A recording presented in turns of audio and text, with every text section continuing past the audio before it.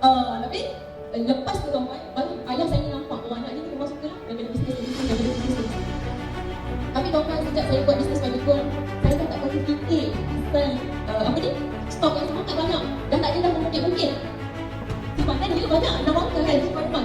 Tapi tuan-tuan, saya jual tak rumah saya, satu gram tak jual. Kosong menima pun saya tak jual rumah saya. Betul ke? Pergi hantar kat orang, tak payah.